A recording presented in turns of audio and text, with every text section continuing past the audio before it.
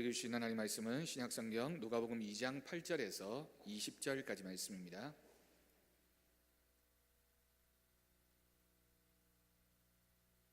누가복음 2장 8절에서 20절까지 말씀, 신약성경 89쪽이 되겠습니다.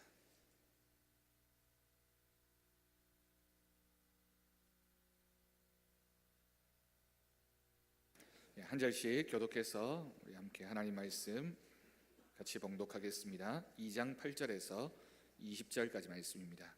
그 지역의 목자들이 밤에 밖에서 자기 양떼를 지키더니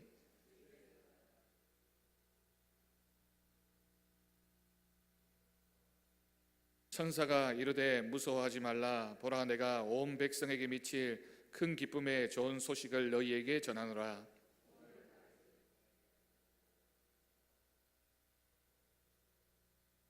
너희가 가서 강보에 쌓여 구유에 누워 있는 아기를 보리니 이것이 너희에게 표적이니라 하더니,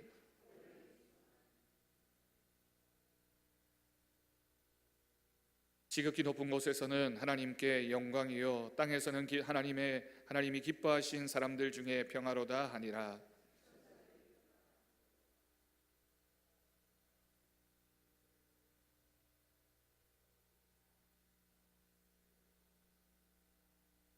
빨리 가서 마리아와 요셉과 구유에 누인 아기를 찾아서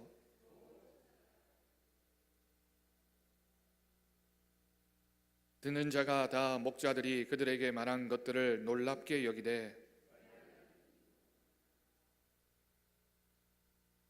목자들은 자기들에게 이르던 바와 같이 듣고 본 그 모든 것으로 인하여 하나님께 영광을 돌리고 찬송하며 돌아가니라.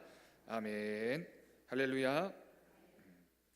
여러분, 교회에 오실 때 누구를 만나기 위해서 오십니까? 어떤 분들은 자기 친한 그 집사님을 만나기 위해서 교회를 오시는 분들이 있습니다. 그래서 그분이 계시면 마음이 참 기쁘고, 혹시라도 그분이 안 계시면 실망을 하고 오늘 교회 괜히 왔나 뭐 이렇게 생각하시는 분들이 계시고요. 또 어떤 분들은 권사님, 자기가 좋아하는 권사님, 장로님 만나러 교회에 오시는 분들이 있습니다. 그래서 그분만 가만히 쳐다보고 있다가 같이 밥도 먹고 식사하고 이래야지만 마음이 편안해지고, 또 그분 곁에 다른 사람이 있어서 내 자리를 빼앗기게 되면 왠지 마음이 섭섭하고 서운해지는 그런 분들이 계십니다. 그 중에는 목사를 만나러 교회에 오시는 분들이 계십니다. 그래서 예배 드릴 때 꼭 출석 도장을 찍어야 된다는 거죠. 그래서 얼굴을 이렇게 보이고 저렇게 보여서 자기가 왔다는 걸 이렇게 보여주는 겁니다. 그리고 축도 마치자마자 불이 나게 이제 집으로 가시는 거죠. 일단 목사님 내 얼굴 봤으니까, 출석은 찍었으니까 나는 내 할 바를 다 했다. 목사에게 얼굴 보여주러 교회 다니시는 분들이 계십니다.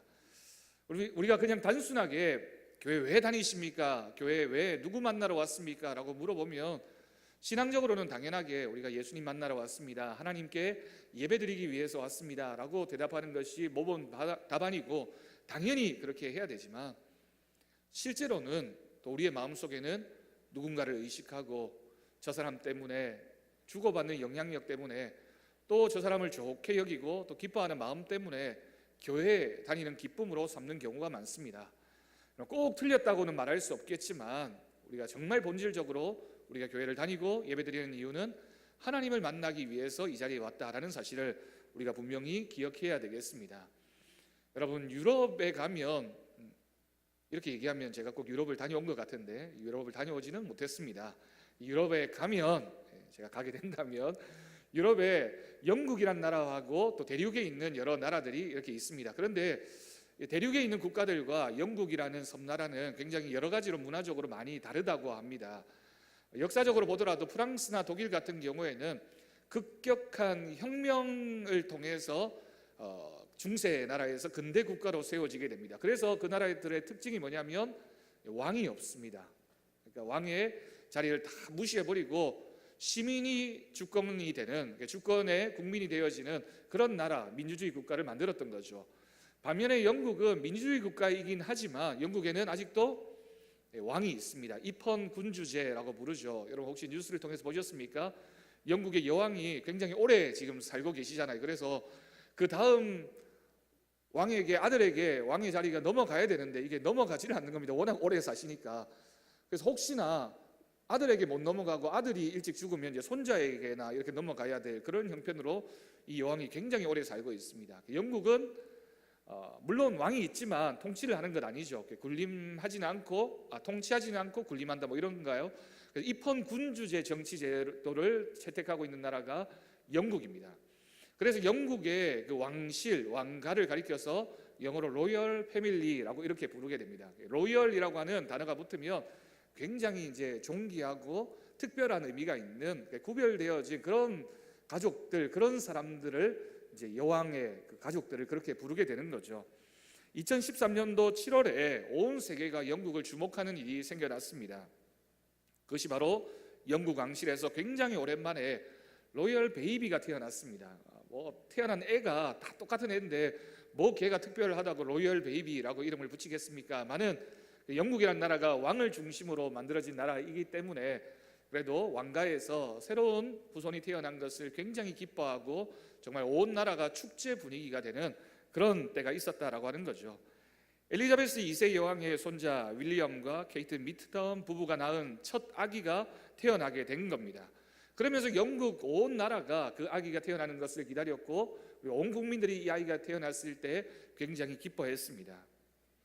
그래서 많은 사람들이 이 아이가 태어나는 그 장면에서 광장에 모여서 이 아이가 언제 태어나나, 그 소식이 언제 들려오나 라고 기다렸고, 드디어 로열 베이비가 건강하게 태어났다는 소식이 들려오자 궁전 앞에 모여 있었던 많은 사람들이 환호를 지르기도 하고 축포를 쏘기도 하고 정말 온 나라가 축제 분위기에 빠져들었습니다. 이때가 7월이었습니다. 굉장히 무더운 날씨였거든요. 이 인파는 무더위에도 불구하고 점점 불어나서 늦은 밤까지 온 국민들이 축하하는 행렬로 이어졌습니다. 런던 탑 위로 축포가 발사되었고 온 도시에 아들을 상징하는 파란색 조명이 켜졌습니다. 아들이 태어나면 그 나라 전통상 파란색 조명을 킨다고 합니다. 세계 각국의 정상들 또한 이 아이가 태어났다는 소식을 듣고 축전을 보내기도 하고 메시지를 전하기도 했습니다. 사실 여러분, 대통령제 국가에서는 그 대통령에게 아기가 태어났다, 뭐 손자가 태어났다, 물론 뭐 경사스러운 일이긴 하지만 그렇게 중요한 일은 아니거든요. 뉴스에 뭐 한 줄 정도 보도되고 그런 많은 일이지만 영국이란 나라에서는 이런 왕가의 한 아이가 태어나는 것이 굉장히 특별한 일이었다라고 하는 겁니다.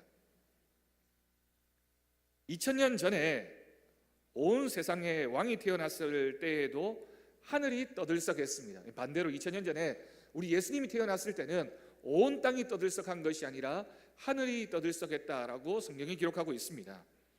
조용한 밤하늘에는 아주 크고 환한 별빛이 반짝이며 왕이 탄생한 것을 온 세상에 알리게 되었습니다. 밤하늘 가득한 수많은 천사들은 가장 아름다운 노래를 불렀다라고 기록하고 있습니다. 물론 들을 수 있는 사람들은 그 노래를 들었겠지만 하늘에서 울려 퍼지는 그 천사들의 노래가 왕이 태어나신 것을 알리는 귀한 날이었습니다. 하지만 제가 조금 전에 말씀드린 영국 왕가의 이 로열 베이비와 아기 예수의 탄생에는 중요한 차이점이 있습니다. 먼저 생각해 보면 이 영국의 로열 베이비가 태어났을 때에는 영국에서 제일의 최고급 병원에서 태어났지만 예수님이 어디에서 태어나셨습니까?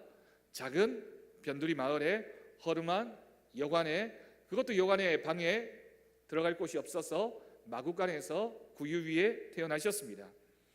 또 로열 베이비가 탄생했을 때 온 세계 국가에 뉴스로 전해지고 축하하고 많은 행렬들이 몰려들었지만 아기 예수의 탄생에서는 직접 하나님이 선택하신 몇몇 사람들만 예수님이 탄생하신 것을 알고 찾아가서 경배하고 축하하는 분위기였습니다. 여러분, 그 중에 이 성탄절을 맞이했을 때, 첫 번째 성탄절 때 가장 먼저 예수님을 축하하기 위해서, 예수님의 탄생을 축하하기 위해서 달려왔던 사람들이 누구입니까? 바로 오늘 본문에 소개되어지고 있는 목자들이었습니다. 그런데 그 당시에 목자라는 직업은 결코 환영받지 못했습니다. 오늘날도 그렇겠죠. 오늘날 소나 양을 키우는 분들을 우리가 높은 지위에 있는 분들이라고 생각하지 않지 않습니까? 그런데 그 당시도 그랬습니다. 그래서 목자들, 들판에서 양을 치는 사람들은, 특히나 성경이 기록될 당시에 이 목자들은 자기 재산으로서 양을 키우는 사람들이 아니라 남의 양이나 소를 대신 키워주는 사람들이 바로 오늘 본문에 등장하고 있는 목자들입니다.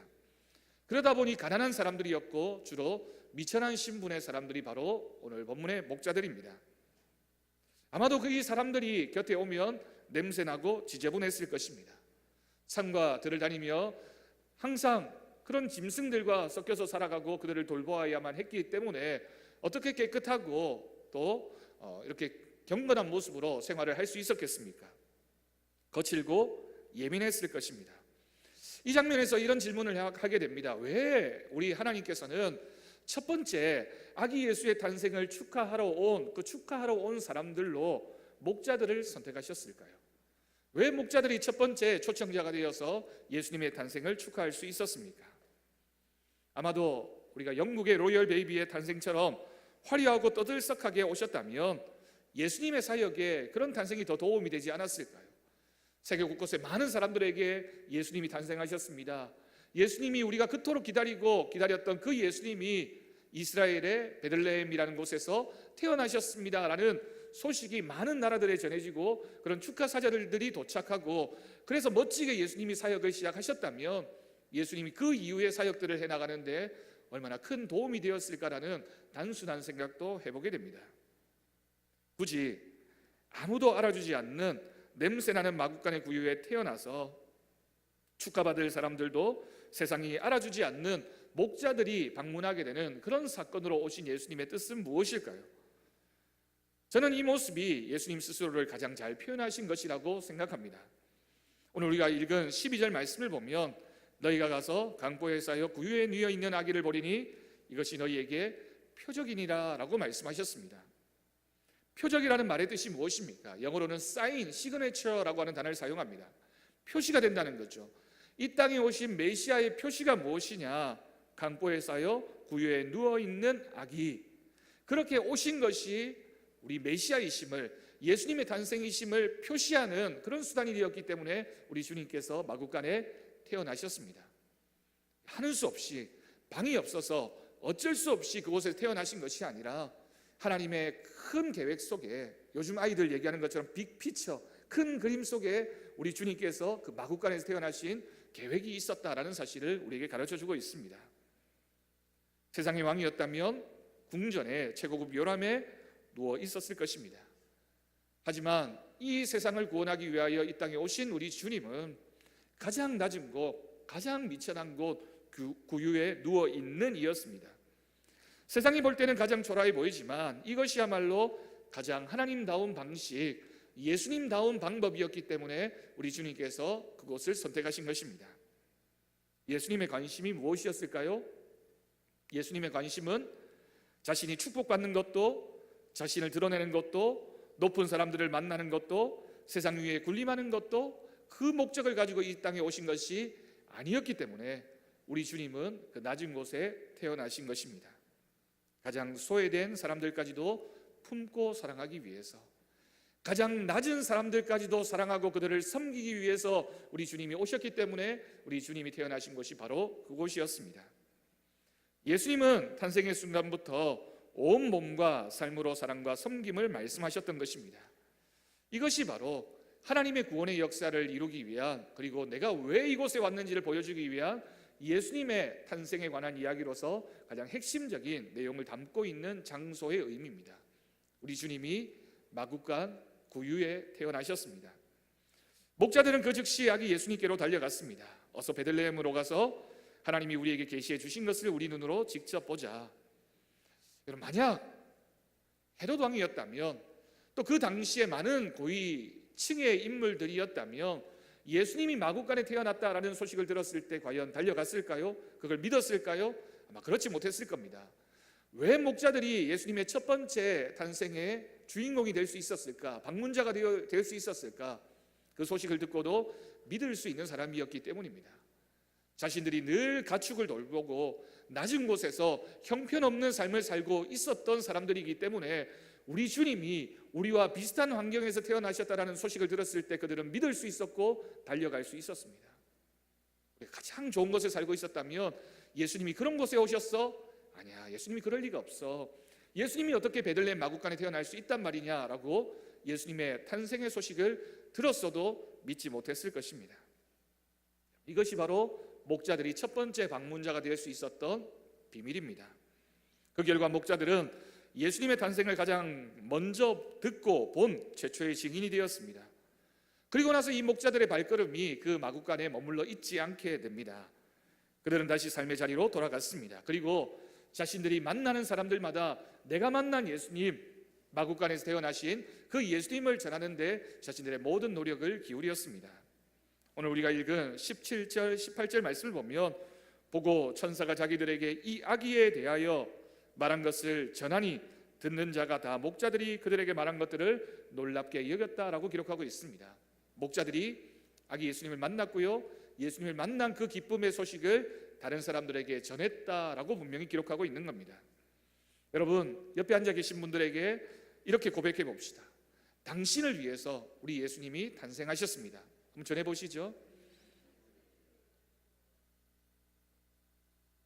여러분, 이게 복음이고 이게 진리입니다.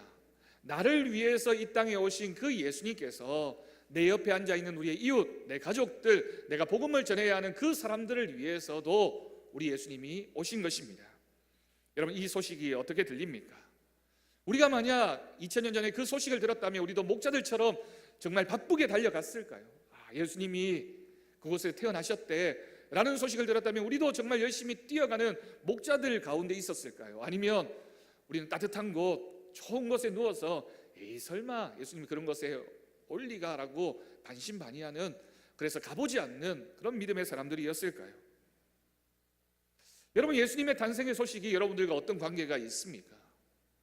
그저 2000년 전에 이 땅에 오신 예수님의 이야기로 끝이 나고 있습니까? 아니면 정말 성탄절을 맞이할 때마다 내 마음속에 모셔야 되는, 우리의 마음의 주인 되시는, 우리의 삶의 전부 되시는 그런 하나님, 그런 예수님으로 우리가 성탄절을 기다리고 있습니까? 에이, 무슨 그 후에 누군 아기가 구원자야 라고 생각하는 마음으로 우리가 예수님을 바라보고 있었던 그 사람들과 똑같은 심령으로 2000년 후에 그 주님의 탄생을 바라보고 있지 않은지를 생각해 보아야 합니다. 혹시 나는 지금 직장도 가야 하고 살림도 해야 하고 밀린 일도 많고 중요한 약속도 있고 피곤하기도 하고 나중에 내년에도 성탄절이 또 올 텐데 그때 가서 그런 생각 한번 해보지, 그때 가서 주님 만나봐야지 라는 생각이라면 여러분, 그것은 우리가 정말 목자들의 마음일까? 라는 질문을 해보아야 하겠죠. 여러분, 예수님과의 감격적인 만남을 미루고 있지는 않습니까? 아니면 여러분들에게 전해진 아기 예수의 탄생의 초대장을 집구석 한 곳에다가 내팽개쳐 놓고는 아무 관심도 없이 이 성탄절을 기다리고 있지는 않습니까? 아니면 나는 안 믿어, 직접 확인해 볼 생각은 하지 않고 의심만 하고 있지는 않으십니까? 목자들처럼 나의 걱정도 내려놓고 나의 의심도, 나의 고민도 내려놓고 주저함 없이 빨리 예수님을 찾아가는 여러분들 되시기를 간절히 바랍니다. 목자들이 천사들의 표적을 따라갔던 것처럼 여러분들에게 들려진 말씀을 따라 예수님의 흔적을 찾아 한번 떠나보십시오. 우리 주님이 어디에 계시는지, 성탄절에 우리가 만나야 할 사람은 우리의 친한 이웃도 아니고 내가 사랑하는 어떤 사람도 아닌 우리 주님을 만나는 성탄절이 되어야 하지 않겠습니까? 우리 주님을 만나서 우리의 마음속에 우리 주님을 모셔드리는 귀한 성탄절이 되어야 할 줄로 믿습니다. 당신을 위하여 구주가 나셨으니 곧 그리스도 주님이십니다. 우리 주님을 전하고 소개하는 우리 모두가 되어지기를 간절히 바랍니다. 여러분, 어느 가정이나 마찬가지겠지만 어느 정도 아이들이 장성하게 되면 가정의 모습은 한결같이 비슷한 모습으로 몸이 건조해지는 경우가 참 많이 있는 것 같습니다. 그런 말 있잖아요. 아이들 한 3살 때, 5살 때까지 평생의 효도를 다 한다, 뭐 이런 말이 있습니다. 그때 재롱 떨고 그때 내 품 안의 자식이지, 실제로 중학교 가고 고등학교 가고 크게 되면 아무리 나는 마음으로 자식이라고 생각해도 그 자식이 부모의 틀 안에서 벗어나기가 일수입니다. 한 목사님 가정이 있었습니다. 그 목사님 가정도 마찬가지였습니다. 이 목사님은 매일매일 반복되는 교회 일로 여러 가지 사역으로 바빠서 집에 오면 겨우 신문이나 읽고 TV나 보면서 저녁 먹고 이런 일은 저런 일을 준비하다가 잠자리에 들기 마련이고, 또 사모님은 사모님대로 가정일 때문에 바쁘다 보니 늘 일에 쫓겨서 가정 안에서 대화를 하거나 그렇게 정답게 보내는 시간이 점점 줄어들고 있었습니다. 대학생인 큰 아들은 늘 무슨 일이 그렇게 바쁜지 늦게 들어오기가 일쑤였고, 어쩌다가 일찍 들어와도 제 방에 틀어박혀서 인터넷이니 뭐니 하면서 자기 일을 하느라 바빠서 도무지 부모님하고는 대화할 그런 시간을 내기가 어려웠습니다. 둘째 딸은 고3이라고 학원이다 독서실이다 하며 늘 내가 제일 바쁘다고 주장하면서 그렇게 바쁘게 지내다 보니 그 가정은 점점 사랑하고 화목하기는커녕 대화조차 하기 어려운, 그래서 온 가족들이 모여서 일주일에 밥 한 번 제대로 먹기 어려운 그런 전형적인 한국 가족의 모습이었습니다. 기껏 앉아서 대화하는 내용이래야 드라마, 축구 중계, 쇼프로 등 텔레비전 채널을 뭘 볼 것인가를 가지고 다툴 때 그때 몇 마디 할 뿐이지 실제로는 대화가 끊어진 가정의 모습이었다라고 하는 것이죠. 그러다가 이 목사님 부부가 고민 끝에 한 아기를 입양하기로 마음을 먹었습니다. 젊었을 때부터 늘 하나님의 사랑을 실천하는 방법으로 고민해 오던 일을 이제 어느 정도 안정이 된 요즘에 결단을 하고 우리 가족이 한번 하나님 앞에 좋은 일을 한번 결단하고 해보자라는 생각으로 한 아기 하나를 입양을 했습니다. 몇 달이 지나고 많은 사람들이 그 소식을 듣고 그 목사님 그 아이 때문에 요즘 참 수고 많으시겠다, 고생하시겠다라는 생각이 들어서 그 목사님에게 연락이 와서는 그 아이는 목사님 댁에 입양이 되었으니 정말 행복한 아이라고, 그 아이 참 하나님 복 많이 받은 아이라고 다들 그런 말을 하더랍니다. 그러자 이 목사님이 이런 대답을 하셨습니다. 무슨 소리냐? 그 아기가 행복한 것이 아니라 우리 가정이 훨씬 더 행복해졌다라고 하시더랍니다.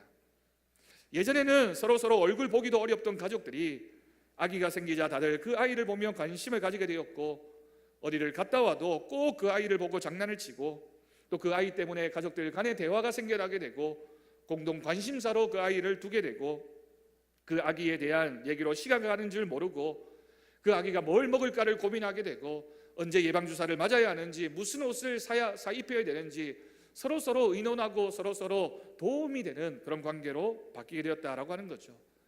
저녁마다 모이게 되면 그 아이의 재롱에 온 가족이 푹 빠져서 이제야 사람 사는 집이 되었다라고 온 가족들이 그렇게 고백을 하더라는 겁니다. 그 아기 하나가 온 집 사람들을 하나로 묶는 사랑의 끈이 된 것입니다. 여러분 한번 생각해 봅시다. 우리 가정에, 그 목사님 가정에 한 아기가 들어와도 금방 가정 분위기가 바뀌고 온 가족들이 엄청난 변화를 경험하게 됩니다. 작은 아이 하나에 불과한데 그 아이가 가정에 들어오게 되면 그 이전의 삶과는 전혀 다른 삶을 살아야 하는 것이 사람의 모습입니다. 그런데 예수님이 우리의 마음에, 여러분들 가정에, 우리 교회에 오신다면 우리의 삶은 어떻게 달라져야 될까요? 예수님이 우리 가정에 오셨는데, 우리 교회에 오셨는데 이전과 똑같은 삶의 모습으로 우리가 살아가고 있다면 예수님이 우리의 삶에 무슨 영향력을 미치는 걸까요? 예수님이 이 땅에 오신 성탄절을 기다리는 대림절입니다. 대림절을 우리가 정말 준비하면서 우리 가정에 예수님이 계시는지, 내 심령 가운데 예수님이 계시는지, 정말 우리가 누구를 만나기 위해서 이 교회를 왔는지, 교회 중심에 우리 주님이 계시고 우리 주님이 기뻐하시는 일을 하고 주님이 가장 좋아하시는 그 일에 우리의 모든 시간을 보내는 우리들의 믿음의 열심이 있어야 할 줄로 믿습니다. 우리 예수님이 사랑하기를 원하신다면 우리가 사랑해야 되겠죠. 예수님이 섬기기를 원하신다면 우리가 섬겨야 되겠죠. 예수님이 우리의 헌신을 원하신다면 우리가 헌신해야 되지 않겠습니까? 이번 성탄절은 이러한 변화가 있기 위해서 예수님을 우리 마음속에 한번 모셔드릴 수 있기를 바랍니다. 여러분들 가정에 예수님을 한번 모셔드릴 수 있기를 바랍니다. 우리 교회에도 예수님이 이번 성탄절의 주인이 되어서 우리가 예수님이 우리 교회에 오셨다면 우리 교회가 어떤 교회가 될 것인가를 고민하면서 예수님이 중심이 되는 교회, 예수님의 탄생을 정말 기쁨으로 기다리고 준비하면서 그 소식을 전하면서 또한 다시 오실 예수님에 대한 기대하는 마음으로 이번 성탄절을 보내는 우리 모든 성도들이 되어지기를 간절히 축원합니다. 기도하겠습니다. 하나님 아버지 감사합니다. 세상에는 지위가 높은 사람, 많은 것을 가진 사람, 권력이 있는 사람, 그런 사람들을 주목하고 그런 사람들을 기뻐하고 가까이 가기를 원하지만 우리 주님은 그렇게 오지 않으셨습니다. 우리 주님은 베들레헴 마구간 구유에 가장 낮고 천한 몸으로 이 땅에 오셨습니다. 그 주님을 만나기 위해서 우리가 달려가야 할 텐데 하나님, 우리의 삶이 너무 분주해서 우리의 삶이 너무나도 안락해서 우리의 삶이 내 욕심에 빠져 있어서 주님이 오셨음에도 불구하고 그 주님을 맞아들이지 못하고 있지는 않은지 우리들의 모습을 돌아보게 하여 주옵소서.